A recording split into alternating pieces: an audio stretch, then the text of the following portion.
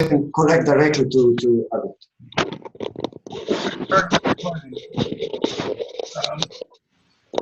Yeah, I guess you can run your own server now, which is what.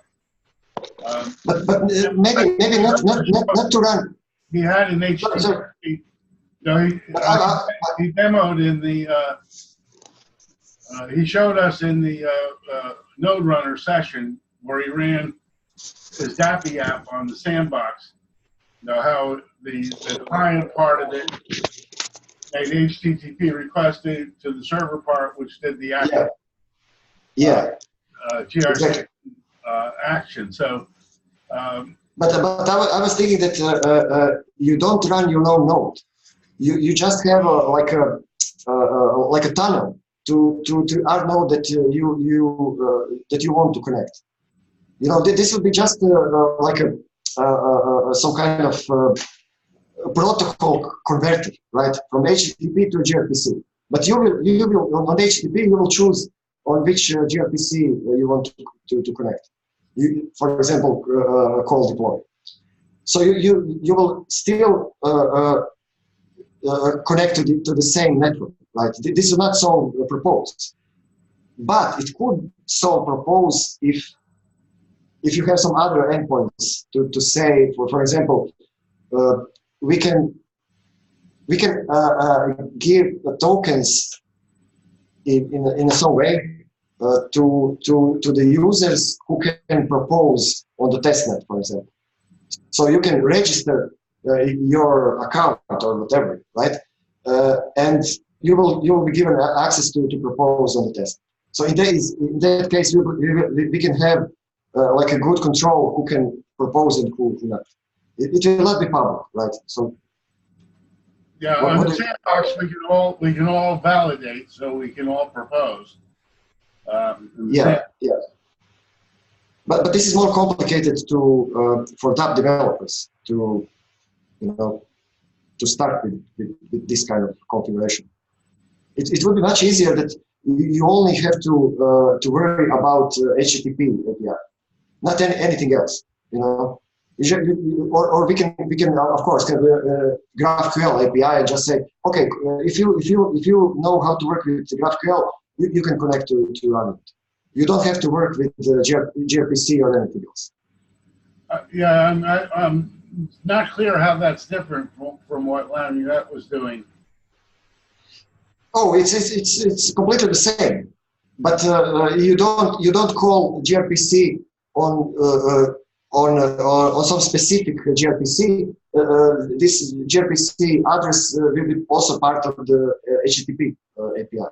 So you will say, I'm connecting to HTTP, but on the other end, you deploy this on gRPC.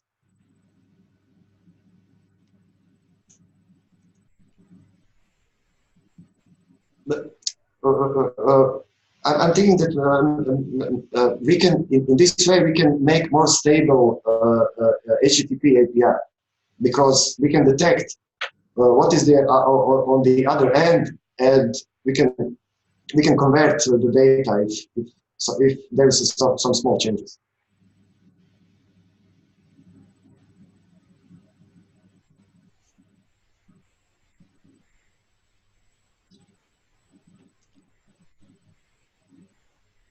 But what else do you think is now like first needed for a wallet? Because I'm thinking it's not just about gRPC.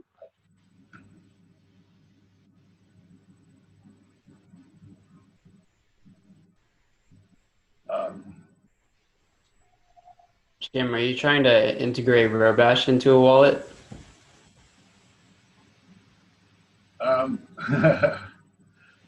Well, I mean, not much is happening with Robash right now. But yeah,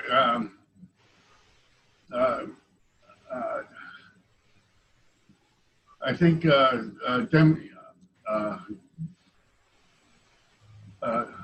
Thomas Love was talking about doing wallets. Now let's. I think that is right on. We definitely need to have wallet functionality exposed. Robash, I guess, is one way to do it, right?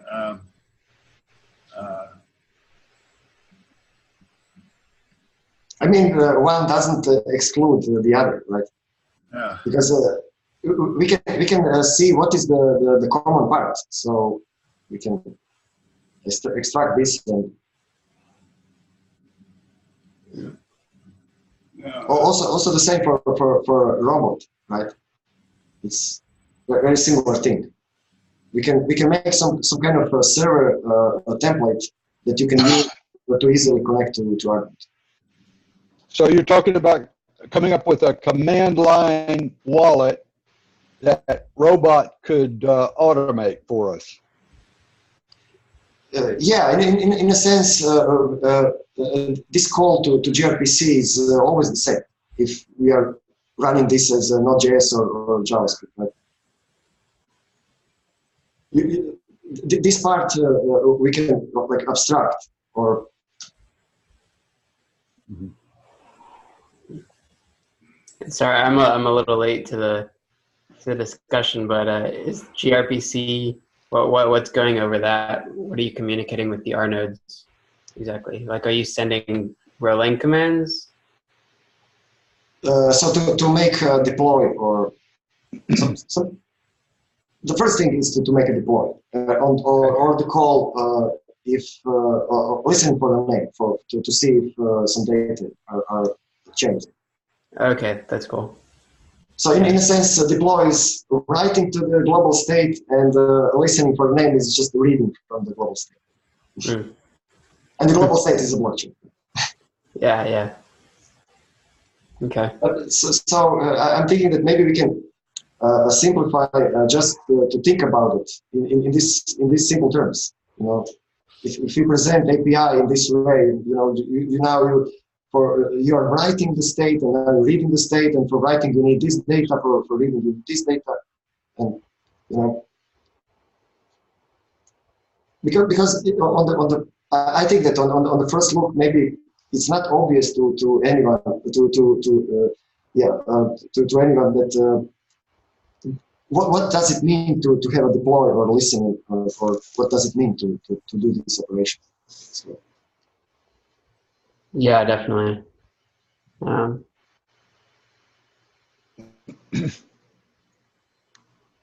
Yeah, it'd be interesting to get more granular with it, to be able to like send individual processes, and also just larger programs, and really be able to send anything. Yeah. And I was thinking that maybe we can start from something very simple, very simple, like Node.js server and some client application. Just exchange the data, right? And we can have some state on the server and state on the client, and just transfer the data and see how this works. Because we can use this kind of stuff as first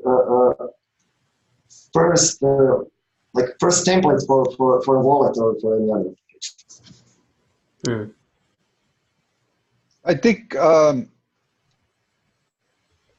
this idea has probably got some legs. Could someone who understands it better than I do come up with some charts that describe what we want to do and how we might proceed? I don't think there's a lot to this. Yeah. It would be nice to have some kind of diagram to show this. I mean,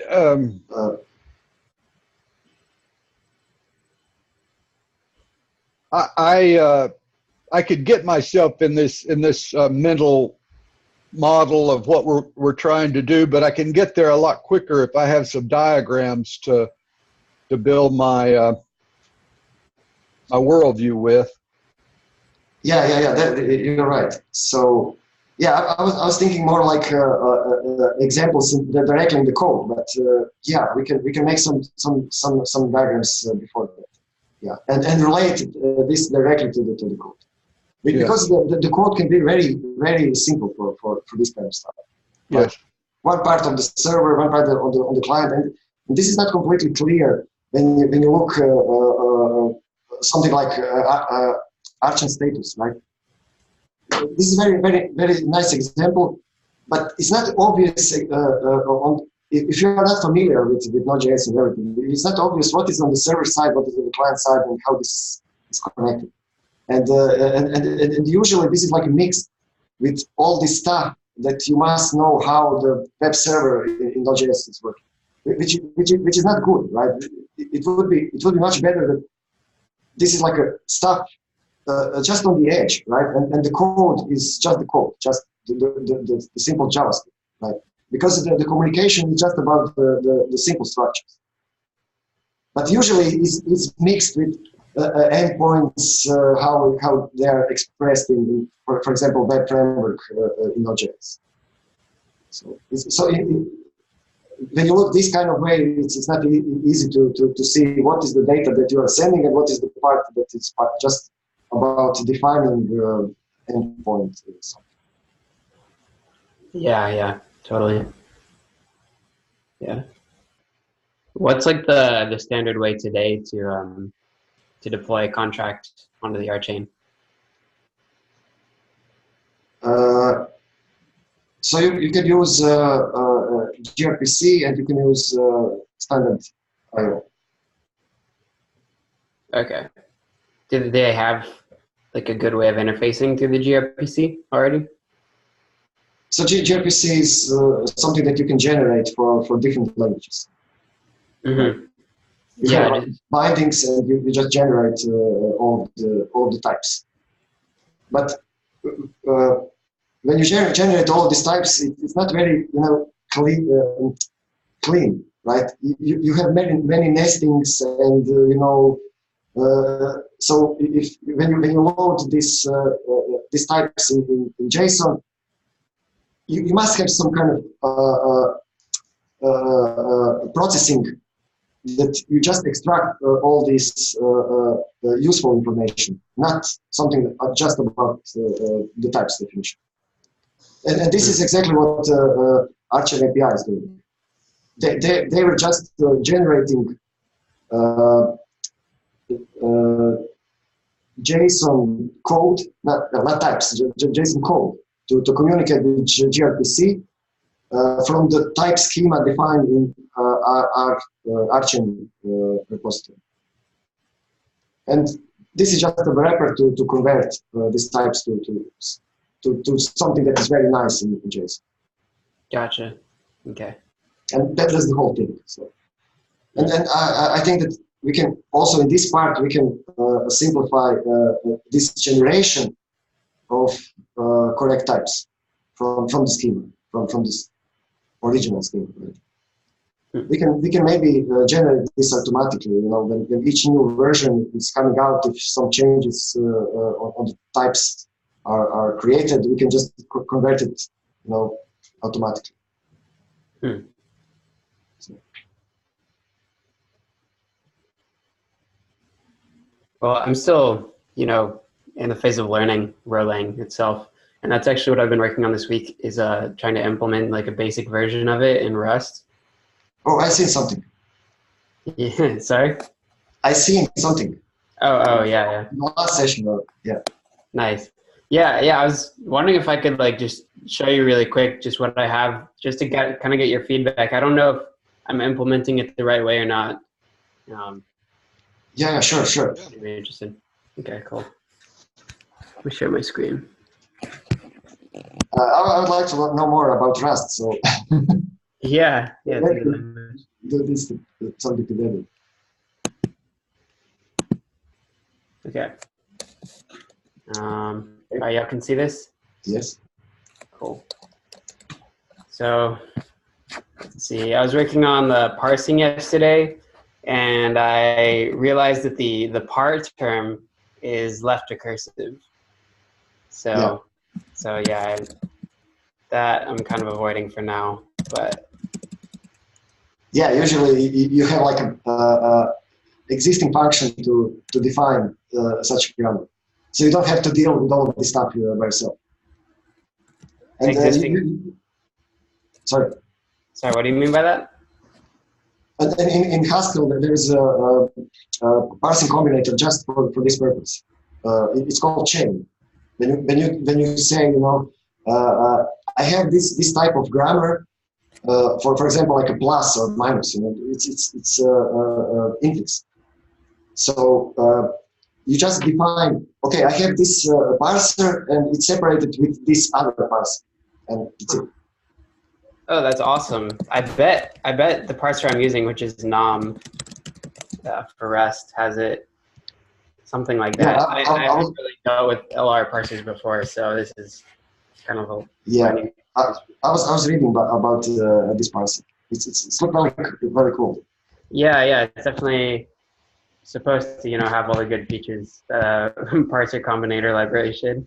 Yeah, and it uses macros, right, to define all these combinators.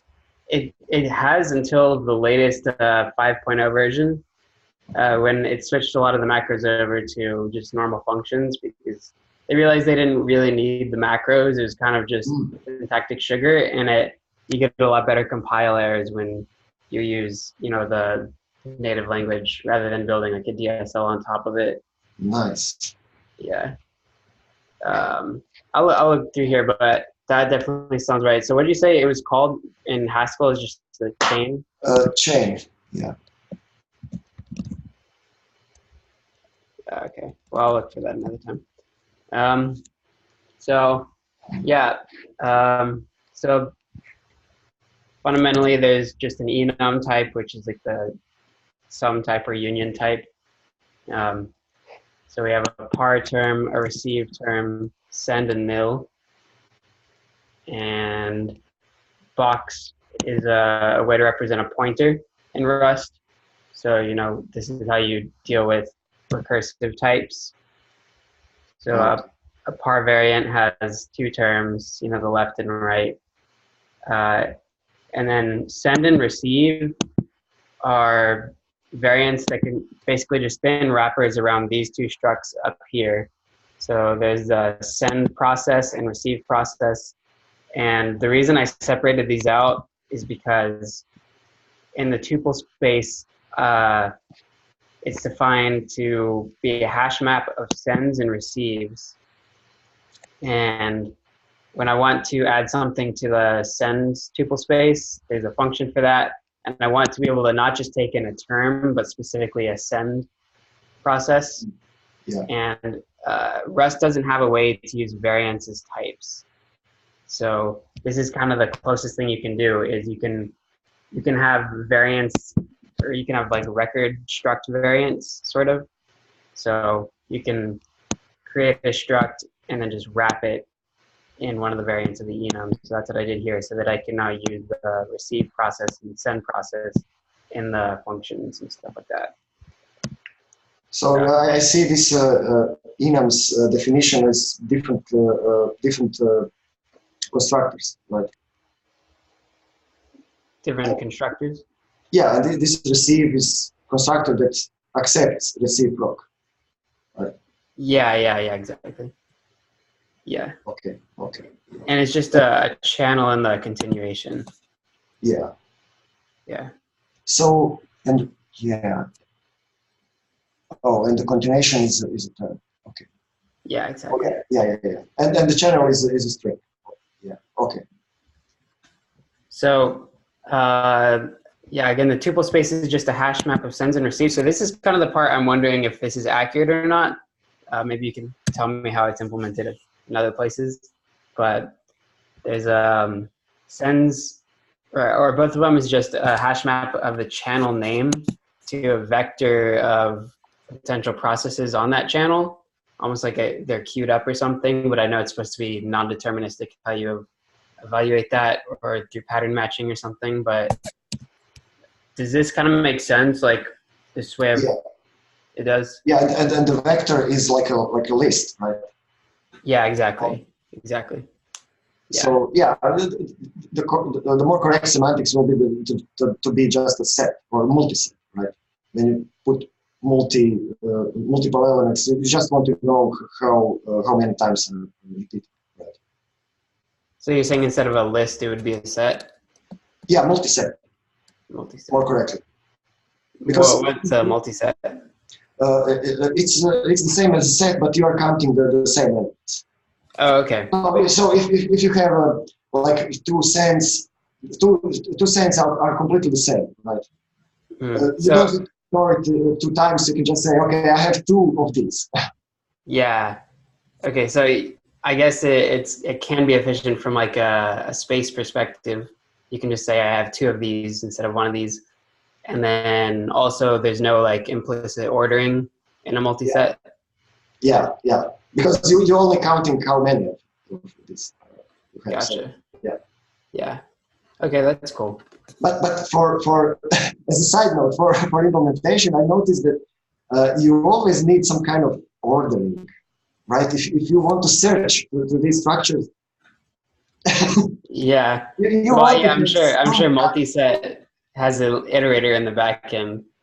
I used implementation which uses like a direct ordering of these elements that you want to store. But you have like another implementation that doesn't constrain you to be ordered, but uses some kind of hashing, and and this hashing is also somehow ordered to you want to search with this objects. Interesting. Yeah. Yeah. I mean, the vector is gonna maybe even be abstracted away, because I was running into this issue where so at first with the hash map, if you've never placed any process on a channel, then a vector doesn't exist for it. But if you place one on and then take it away through like a reduction or something, a COM event, then you have an empty vector now. So yeah, and so that there's like this weird type difference between the empty vector and the non-existent key. So it definitely would make sense here to make like a data type for the I guess the hash maps of the tuple space, and with that, then you could abstract away the idea of a vector and maybe make it like a multi-set, which is not ordered on the higher level, but still searchable. Yeah. And then you will still have this problem when you make the last reduction, right? And you will have like an empty multiset. Yeah. Well, yeah. This is not the same as it doesn't exist, right? And I'm imagining that you just remove the whole hash map from the set. Yeah, exactly. Yeah, you just remove it. That's what you should do. But that needs to be part of the data type itself. Otherwise, everyone that calls it would have to say, okay, is it empty now? If so, then remove it, Yeah. And the question is when you're doing this reductions. Yeah. Yeah. Exactly. I still didn't do this part in my Haskell course. So. Oh, really? Yeah. That's funny. Yeah, I wrote the eval, and right now I'm handling it in there, but I'm like, okay, I definitely need to make a data type for this. So yeah, the inserts, just that's pretty straightforward, and then the add to sends is all pretty straightforward. Then I have the eval process, which has not been totally developed. I'm not doing the continuations right yet, but basically eval takes a term and a tuple space context, and on a send, it's gonna look in the receives, and it's gonna find one on the same channel. Right now I'm just popping, but this should probably be non-deterministic. Yeah. And then, here's the logic that needs to be inside the tuple space data type itself. If the vector is now empty, or if it's empty, then totally remove the entry. And then evaluate the continuation. And so I would here have to do a substitution, but this is like the recursive step to continue the process. And eval can if it doesn't find a receive in the tuple space for the send event that it's matching on, then it will just insert it into the sends. So the eval should recursively evaluate until it doesn't find a receive or the continuations run out. And if it doesn't find a receive, it'll put it in the tuple space. And same for receives. So when you make a new receive or new send, right? You immediately try to find all of the reductions, right? Yeah, yeah. And you go recursively. If this reduction make another insert or something, you will do again, right? Until the end. Yeah. I mean, I pop it off the tuple space. I pop the receive for the send off the tuple space, so it won't like continue forever, you know. Yeah, on the same one, right? But if this next continuation triggers another reduction, you will do automatically this another reduction. Yeah. And this is a problem. And Greg was saying that under reduction, you don't unpack the continuation. Oh, really? Okay. And I found practically why this is happening, because you can end up in some kind of strange semantics, right? That you not anticipate.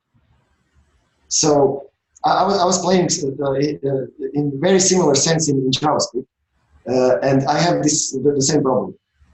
And now I have the code that collect all the reductions in a list as functions, right? And then I execute all of these things.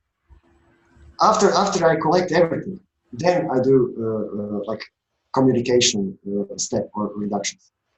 Or like you collect all the continuations, or I'm just collecting all of the functions that I need to execute. But okay. I'm collecting functions, I'm not executing immediately, right? So when you send something, you can just see what receive do you match, right? And after you make all of the changes to the tuple space, then you do the continuation. So you match. So say you want to put a send on the tuple space. You match the receive with it, and then you put the send on the tuple space anyways, and then you reduce them. Or I guess I don't get what like strange semantics you mean here by recursively evaluating. So I have a little different semantics than in Rholang, right? I'm collecting all of the receives, not just the one, because I'm using it in different purpose. So I wanted to collect all of the continuations. Okay. So in this way, if you find the receive, it's just important that you don't execute the continuation before you remove this receive. So, which in your case really is the case, right? Yeah, because it pops the receive off and then it evaluates the continuation. Yeah. Yeah.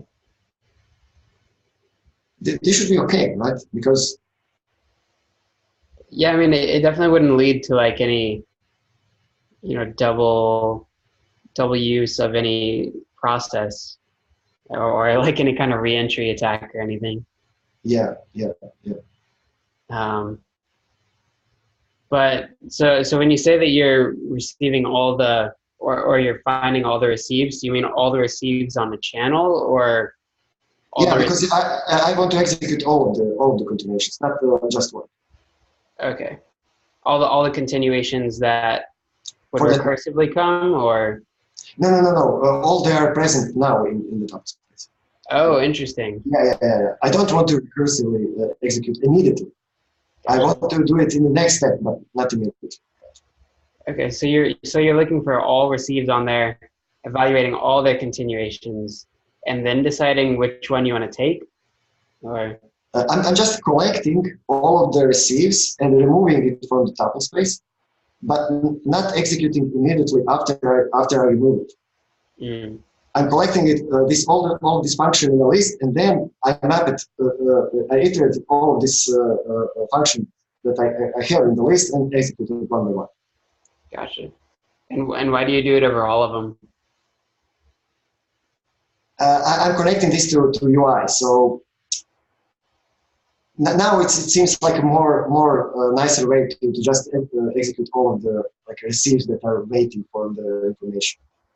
So in that sense, I was starting with like a Rholang semantics, but now I'm switching to something that is not really a Rholang, that is just something else. You know? It'd be a cool debugger application, I'm sure. Yeah. But because I'm thinking that maybe we can use this kind of way of modifying the state. You know, not only how Rholang is working. Maybe we can use it in different ways. I'm not sure. Okay. Cool.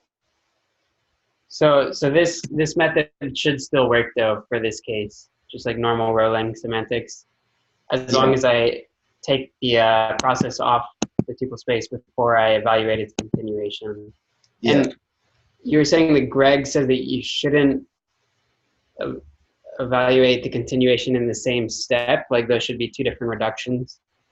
Yeah, I think his words are that under the reduction receives must be, you know, you must not look at the continuation of the receive.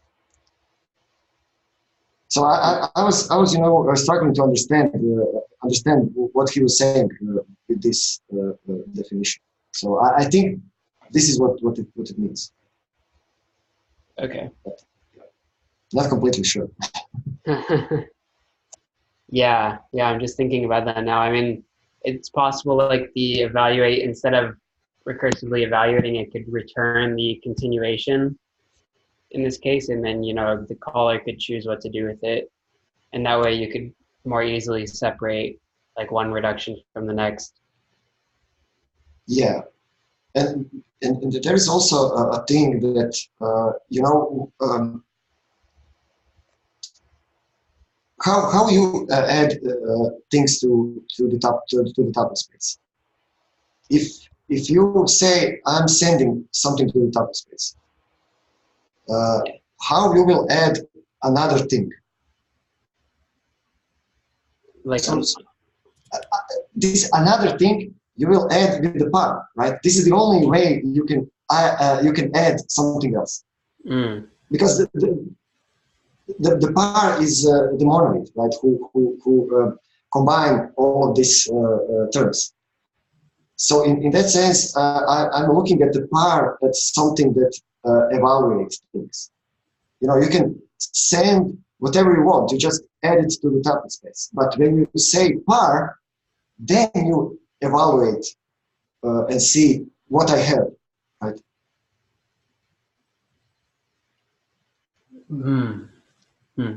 This is how I'm thinking that this is how I want to try to implement it in Haskell.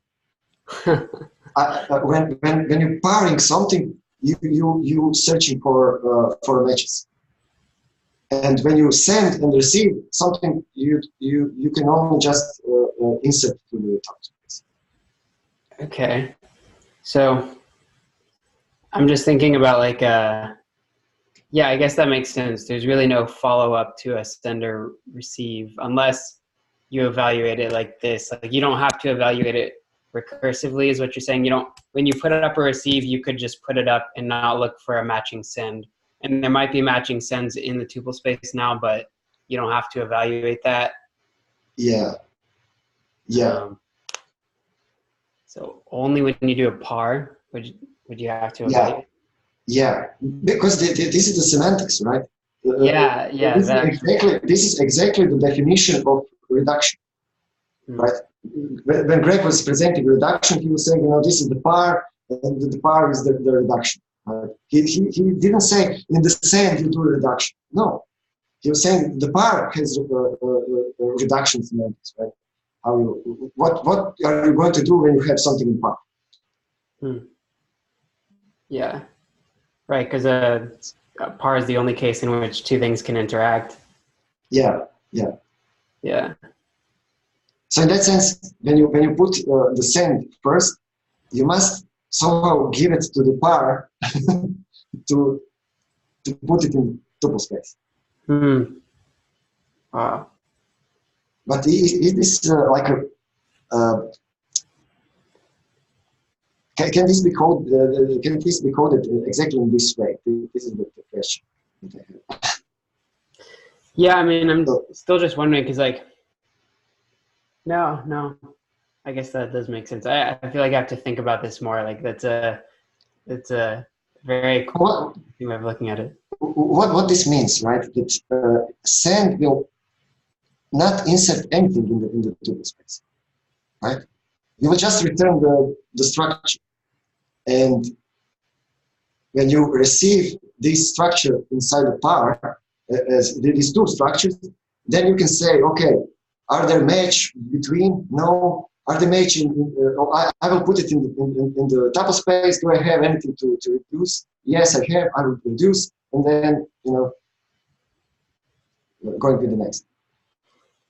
So is that just like a functional way of creating the data structure? Because you still are like, a send is still putting something in the tuple space, right? Like it's still adding a send process. You have to represent that that's in there. But you're just saying it returns a new tuple space that has the send process in it, or what do you mean? Well, I don't think that send should insert in the tuple space, because if send just return the term, right? To insert in the tuple space, you need a par. Well, so I mean, just the way you're talking about it makes it seem to me like you should be able to insert into the tuple space on sends and receives, but not evaluate any reductions until you use the par.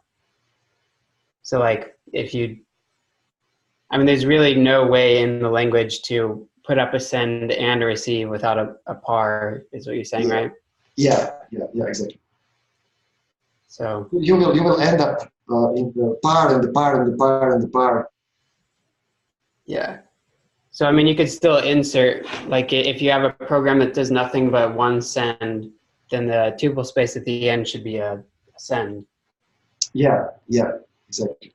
So in that sense, you don't have to insert anything in the tuple space or send and receive, right? Because you can just say, I have this one. I can generate a tuple space for send and receive always. I don't have to really store. If you ask me what is the tuple space for send, it is here. Okay, yeah, I see that. Like you would never actually have to upload anything until you're going to reduce it. But I guess what's the use in representing it that way? Because I mean, it seems like it would be the same thing whether you put it into the tuple space or whether you store it somewhere else, as like say some stack of processes that have not been evaluated yet. But either way, you have to store them for the par. So you said you return this tuple space for a send and for a receive, right? So in a sense, you can see par as merging two tuple spaces, right? Yeah. You create one instance for send, one instance for receive, and then the par is just merging these two tuple spaces. And this is really, Greg was exactly saying the same thing. He was saying, you have these terms, and you want to collect them in a collection. And this collection is this tuple space, this hash map of multiset. Then you store all of these things, right? Because you can store it not in two hash maps. You can store it in one hash map that has a tuple. For each key, you have a tuple of sends and receives, right? Yeah. As opposed to doing it as a two different one. Yeah. As like a sends and receives, you have just a tuple space for sends receives. Yeah. I was thinking about that. Yeah. I was discussing this with Joshi, and we still don't have like an exact answer. What's the good way to do it? Yeah. Or completely the same. I guess. Yeah, that's kind of what I figured so far. I just kind of chose away because it didn't seem to make a difference to me. But maybe it gets more interesting when you do think of the pars merging, and so sends and receives are like some kind of like functor operation where you take a tuple space and a receive process, and you create a new tuple space from it. So they're like building up the tuple spaces, and you have a whole bunch of representations, and then you merge them with the par. Yeah. And this is exactly the what Greg was explaining about algebraic representation. These are like generators for the language, for the syntax. Is that in the paper that you showed us? He was explaining this in his lectures about computation property. Would you send a link on that? Oh, these 12 lectures. Introduction to design of computation. Oh, gotcha. Which number? Because I know there's like 12 of them. Oh, okay. So I must look what is the exact number. Yeah. Oh, yeah, no problem. I think I can find it. Yeah. Cool. I know. I asked him exactly about that because I was not sure what is exactly are the generators, and he was explaining that like the whole structure is a generator, but just for algebraic perspective, the generators are terminal rules in the grammar, because you're just creating the structure. They're like constructors. They're not mentioning recursive pattern, right? Yeah, exactly. Well, but in Rholang, sends receives are also recursive, so this is not a good definition, right? Because the names are, you're sending the process, so yeah. This is not the correct definition. What's wrong with it? Because in send you are sending the process, and the send is the constructor for the process. So in that sense, it's a recursive data structure. But it doesn't do any reduction. So in that sense, it's probably as a generator. Yeah, like you mean with the continuation or something? It would be recursive? Well, I think that what I was saying, that to be recursive is the wrong way of... Yeah. Because only nil doesn't have any mention of the process, because the sends and receives also mention the process. So maybe the reduction is the part that is something that is not a generator, right? Because you do start with reduce. Oh, I see what you're saying. So for it to be a generator, it can't be recursive? Well, I'm not completely sure, because he was saying that in one if you look at this from algebraic perspective, it's different than looking this from this other perspective. So I'm not completely sure, but I remember that you can see this as like normal syntax, and you can say, okay, all the terminals are like generators, and all the stuff that are recursive are, you're mentioning the structures. there will be some kind of branching or something else. Maybe the branching is the really something that is distinct here. Does this have anything to do with depth first versus breadth first in terms of the expansion of the expression? Yeah. Because when this came up when you have some kind of branching. Right? Then you have the problem when you have branching. So maybe we can say that if you have two terms that are recursive, then you have some kind of branching. Like in a par, you have this kind of branching. What are the terminals of the branch? So the branch is not terminal because you do something else. And I guess what would like the endpoints be? Like I'm trying to understand why it's branching and rather than. Because with branching, you need to decide this, what Jim was saying. How do you traverse the left side and the right side? And Okay. Yeah, I see. which side and yeah. And then this is maybe some kind of solution in Rholang that you have semantics. How do you do this branching? Right? Yeah. You exactly know what you're going to do. You will try to match names and execute the process. I'm trying to connect what Leslie Lamport is saying about all of this concurrency stuff, and how this relates to Rholang. Yeah. Is there a specific talk by Leslie Lamport or a paper? Oh, I was watching this interview, and did you see my notes that I made for this interview? No, he was which mentioning channel? lots of different stuff. I have it on my GitHub. I'll give it the link.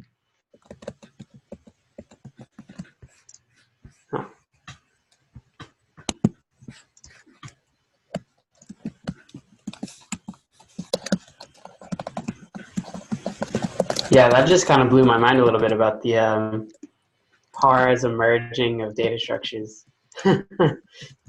Now I'm having to rethink this whole thing. Yeah, I was thinking how to implement this, so I'm not completely sure that I know how. Because I still do wonder, also just from like a efficiency perspective, like what's the time complexity of evaluating it recursively and evaluating the sends and receives, almost like they are, not a reduction, but like you can evaluate by looking on the tuple space and reducing if possible, versus the merging way, building up and merging. Like the time complexity should probably be the same between the two, but maybe like the data structures wouldn't be as efficient as evaluating recursively the way that it's doing it in the Rust code. I'm not sure if you could make it as efficient as that. So you have the data structure is really have the semantics of a collection, right? Or some kind of collection. This can be a set, multi-set, or whatever. I think my audio just went out. I don't know if y'all can still hear. I hear you. Do you hear me? Yeah, it just got super quiet. I don't know what happened. So, do you hear me now? Yeah, I can sort of hear you. Gary, do you hear me? The audio sounds fine to me. Okay. I just got a new laptop, so I'm still configuring everything. Maybe you have some kind of automatic adjustment. Yeah. Huh.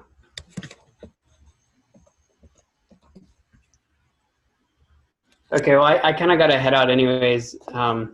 But you should share that link on GitHub of the notes that you made from Leslie Lamport. I would like to see that. Oh, I put it in the chat. So do you see it? Oh, it's on the Zoom chat. I'll put it on. I'll put it in the channel. Cool. It is somewhere on the channel already, but yeah. Okay. This is like a very, very long interview, so. But there's lots of interesting stuff, so I just wanted to have some kind of notes. Is your GitHub address, Jay, in the channel?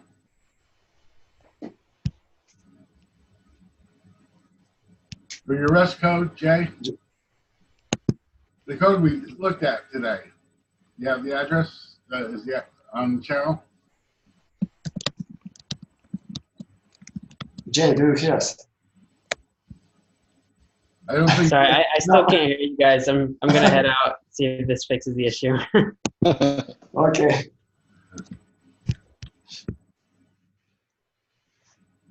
Oh, hi, Steve. Hey, everybody. How's everyone doing? Good. Good to see you, Steve. Yeah, I came on to join the governance meeting. I guess that starts at 12. Yeah, it does.